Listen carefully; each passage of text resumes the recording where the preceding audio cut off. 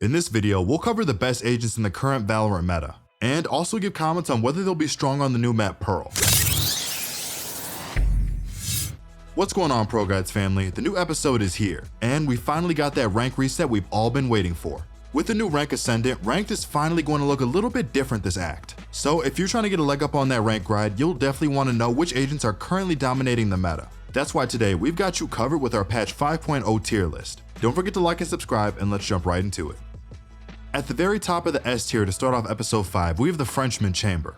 Chamber is up here for good reason. Despite nerfs he received last episode, he still has some of the best lockdown capabilities, mainly because of his insane firepower while also being a great agent to get aggressive with early because of the safety of his teleport. Chamber looks like he can be a great sentinel for Pearl, and for two big reasons. The first reason is that his tripwire is absolutely necessary, because you need to defend your team from flanks both on attack and defense. And secondly, his ultimate and deagle are both long-range weapons that make controlling the B side of the map a lot easier.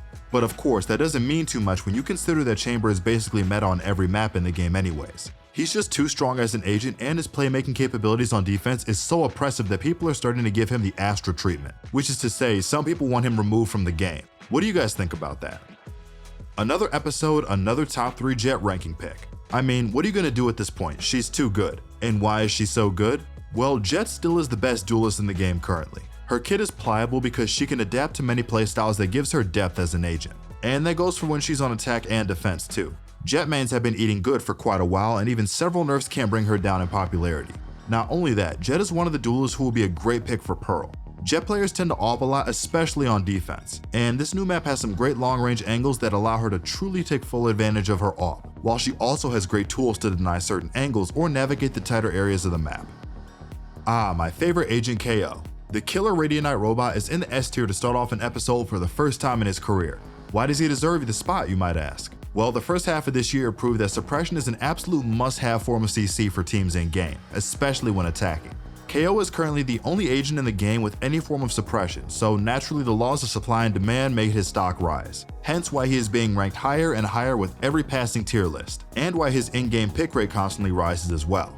KO is also another agent that is poised to do well on Pearl, and it's because of his long-range flashes, and his ability to skirmish well with his team, and of course his suppression. Quick tip to note for Pearl, both of this map's bomb sites are small, which means KO's knife has huge value if he can place it strategically to knock the entire bomb site's defenses offline.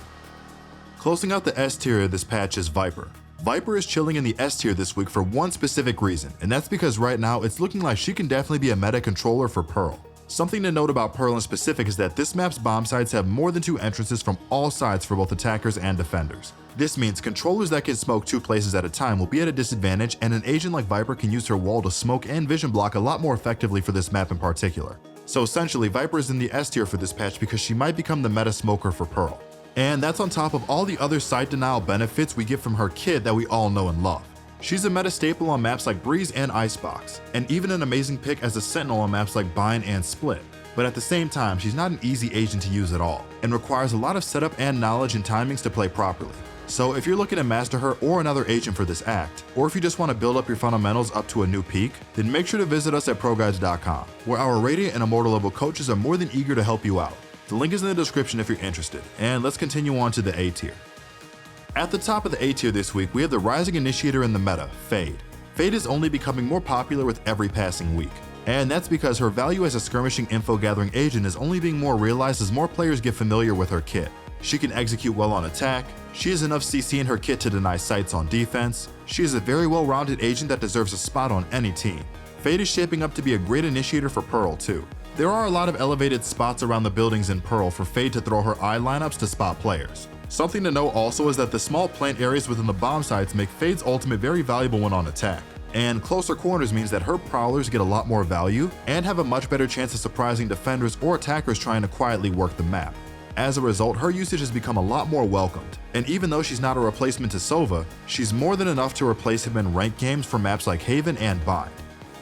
It's not looking too good at the Sova camp right now for the Sova mains, but considering his placement in our list, it's not necessarily bad either since Sova has always been so useful for a team. Sova is actively starting to be replaced by other more well-rounded initiators in the game right now. His kit is not becoming bad per se, it's just that the game's meta right now is evolving where skirmishing initiators are starting to become more favored. When you take into account that most of the skirmishing initiators like KO, Fade, and Sky all have info gathering in their kits too, it was only time before Sova started getting phased out of team comps, especially in ranked. But it's worth noting that this doesn't hurt Sova's usefulness at all. He's still an amazing pick on most maps and nothing is going to take that away from him. Moving up in the tier list this patch is the lost DC speedster Neon. Neon is doing great as an entry fragging duelist right now. She is an interesting agent to analyze right now, because she has some niches in her gameplay that are totally unique to her that could be either a win condition or a hindrance for some teams. She does have explosive power on the level of agents like Jett and Raze when entering into a site, but on the other hand, it comes at a cost of being very hard to follow up on and hard to predict since most players won't communicate what they're doing well in solo queue. But if you've ever seen a Neon slide PQ, I'm sure you probably were cursing her to the grave because Neon has a lot of off-meta style plays that can totally throw off a prepared player, even in the highest of elos. Omen is doing well going into the episode 5 meta. He was reworked earlier this year and that put him back in a usable state to the point where he can be a main smoke agent again for most teams. He obviously is not the best overall smoker anymore since there are now more maps that don't suit his kit well, but on maps where his kit is inclined to do well, he can definitely get the job done. Omen's kit as a whole is very straightforward and basic, but in combination with other agents, he can make aggressive plays while also providing teams with a steady source of smokes throughout the round, which makes him much more versatile than agents like Brimstone and Astra. Closing out the A tier this patch, we have Raze. Raze is surprisingly in a good position in episode 5's meta. She isn't the best overall duelist, but when she's used within her main role, which is breaking and entering with speed and raw firepower, she is a great duelist to have on your team. Raze doesn't have sustainability in her kit like the other duelists, which makes it hard for her to stay healthy throughout an entire round. But if she can do her job of getting in quickly and dealing massive damage even quicker, she is one of the scariest duelists to go up against in the current meta, especially since speed and mobility duelists are the wave right now in the meta anyways. Brimstone is being moved up to the top of the B tier this patch for one big reason, and that is because he is more favored over Omen and Astra as a standard controller for the new map Pearl. Like we stated earlier in Viper's section, both of Pearl's bomb sites have more than 3 entrances that lead in and out of the bomb sites. This means that controllers who can only throw 2 smokes at a time will be at a disadvantage because they will leave one area uncovered without a smoke. Brim being able to throw 3 smokes at a time means that his kit is more inclined to do well when attacking and defending compared to some of his counterparts. On top of the smoke situation, Brim is a very execute-heavy controller, and Pearl is a map that favors fast and hard executes as an attacking style. Killjoy is surprisingly still a very good sentinel to use in the modern meta going into episode 5. She is a formidable sight denial agent that does well on smaller condensed maps where she can set up and fend off attackers by herself. Since Chamber was nerfed slightly last episode, more people have realized that Killjoy is still a great sentinel to run as she does have a lot of value in her kit. She can watch flanks, deny sight, play post-plant with her mollies, and she still has the best ultimate in the game hands down. Killjoy is a great pick to use despite her falling into the B tier. So how is Yoru so far now that it's been 2 acts since his rework? Well, he's okay. He's better than lower ranked duelists, but he's not objectively better than the higher ranked ones right now either. His kit allows him to focus on being an outplay duelist that uses his abilities to get around opponents and cause chaos and destruction. He isn't a speedy duelist like Jett, Raze, and Neon, but he can't heal himself like Reyna or Phoenix either. Yoru fits into a weird niche where you need to be a Yoru main with a lot of experience in order to get the full potential out of his kit. In fewer words, Yoru can be a fantastic duelist if you put a lot of time into learning him and his unique playstyle, and then using said playstyle to your advantage in game. The most interesting thing about Breach right now is that no one has a real answer for why he suddenly appeared in the meta last year. The only conclusions that we can draw up is that he was popular on Fracture, so some players defaulted to him when they got that map, and Breach was surprisingly really good on Haven since his CC did really well trying to execute on the bomb sites on that map. Breach is not a jack of all trades initiator. He excels at executing with hard CC and skirmishing. He's not favored over other skirmishing initiators right now, but he does have his uses if you are a player who can use him well. Sky is one of the few agents that plays better than the tier list she is listed in. While she may be lower in the B tier because she's outshined by KO and Fade right now in the meta, a good Sky player is honestly one of the scariest things to see in modern Valorant. She can gather info, heal her team, and she has some of the hardest to dodge flashes in the game, which means she's a menace when the player piloting her knows how to use her flash as well. Sky doesn't have anything unique about her that makes her more viable to pick than the other agents, which is why she's being picked less and less as time goes on. But she is still great for solo queue if you want an agent to carry teammates with. Towards the bottom of the B tier lies Sage. Despite her ranking, Sage is a very useful agent in solo queue. She's only ranked down here because her kit is not as dynamic or versatile as the other better sentinels, but she does have value with how she can service her team with heals and revives. Not to mention her wall and slows are great for both attacking and defending when you're trying to take and deny space around the map. Cypher hasn't been doing too hot in the meta since the other Sentinels have taken his role as a sight denier in the meta. But there's a bright spot of hope for him as it leads back to the new map Pearl. Pearl is a map with a lot of flank routes and long corridors, which means Cypher's trips and his camera will find huge value on this map to help your team cover lanes that they can't watch when traversing the map. Pearl is a map that will treat Cypher well, so if you're a Cypher main, lock him in with confidence when this map shows up in your ranked games.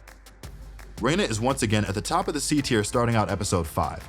It's been a long fall for Reyna, because in the past she was previously ranked an A tier duelist in her heyday, and now she's fallen to the depths of C tier. We've been saying this for a while now, but Reyna definitely needs some sort of small rework to her abilities. She has no distinguishing factor that makes her a better pick over the other duelists. Her heals are nice, but her kit needs kills in order to get her going. Her utility is minimal and she doesn't bring much to a team. In pro play, she's basically unviable, and at a high level of rank, she's almost not preferred in most cases. Astra got nerfed hard earlier this year, and she's been feeling the effects in episode 5. She's not completely dead, as some teams do use her as a pseudo sentinel that uses her suck and stun as CC tools. But outside of having an off role that mainly focuses on using 2 of her abilities, she is clearly the worst of the 3 standard controllers, hence why she is in C tier since her nerfs. Ending this tier list on a positive note, let's hope Phoenix gets some sort of rework this episode. It's clear that he has completely fallen out of the meta and hasn't seen much use in over a year now. Phoenix needs help as his kit is way too outdated and it's just not a contest. He can't keep up with the other duelists, and the initiators have already won the war for the flex position, so he's never getting picked in game, and no one ever plays him. Let's hope that, like with Viper and Yoru, the devs give him some love and attention and bring him up to par with all the other duelists in the game soon. And with that being said, that's our patch 5.0 tier list. Let us know whether you agree or disagree in the comment section and if you enjoyed it, and don't forget to consider liking and subscribing. It's been Sergeant Frost, and good luck on the grind this episode.